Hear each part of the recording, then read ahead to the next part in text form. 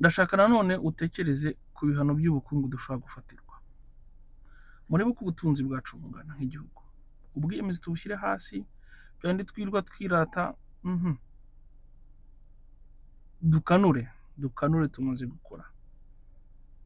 Ubutunzi bwacu bushingiye ku ki? Ubutunzi bwacu bushingiye kuri serivisi, hoteli, amanama, imikino, burabura.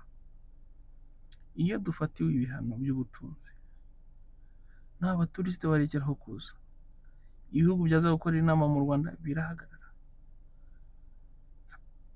Korora nimba mudashaka ko mburira abanyarwanda ko icyo kintu gishoboka, kugira ngo batangire bifunga umukanda wa mugani, barye bike, bamenye kuzigama, bamenye ko iminsi iri imbere itoroshye. Abakora imiryango internationali bashobora kubura akazi, ushobora kuba ufite diri yo kwigurishiriza akantu ubu waba uretse, kuko amafaranga ashobora kuzaba ibipapuro. Ni icyo nashakaga, ntabwo ari ukubaremamo ubwoba, no kugira ngo tumenye kandi dutekereze mu by'ukuri what's going on. Haramutse hafashwe ibihano by'ubukungu, duhagaze gute? U Rwanda rwabasha guhagarara iminsi ingahe rufatiwe ibihano by'ubukungu?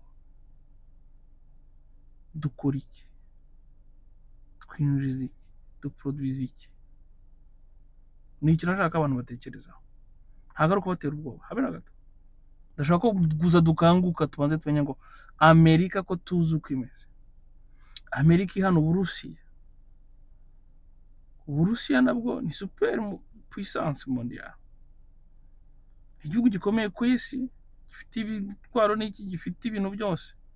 Ariko Uburusiya butandukanye n'u Rwanda, ko njya mbona za ntore hano ziyemera ngo n'Uburusiya ibintu nta kintu byabutwaye. Ariko Uburusiya niyo wafunga imipaka yose bwabaho, kuko burihagije mu bintu byose. Wenda ntibwabona amafaranga ahagije, ariko rwakweza ibintu byose birashoboka, nta kindi kintu giteye ikibazo ku rwego rw'igihugu. Twebwe turi kuri iyo calibre? I don't think so. Dutegereze icyo kintu. Amerika iramutse ishatse kuduhana, ingaruka byatugeraho ku bukungu. Noneho aho uri, imipango yose ufite, utangire uyibare accordingly. Ntabwo ari ukugutera ubwoba, ndagira ngo utekereze kuri icyo kintu.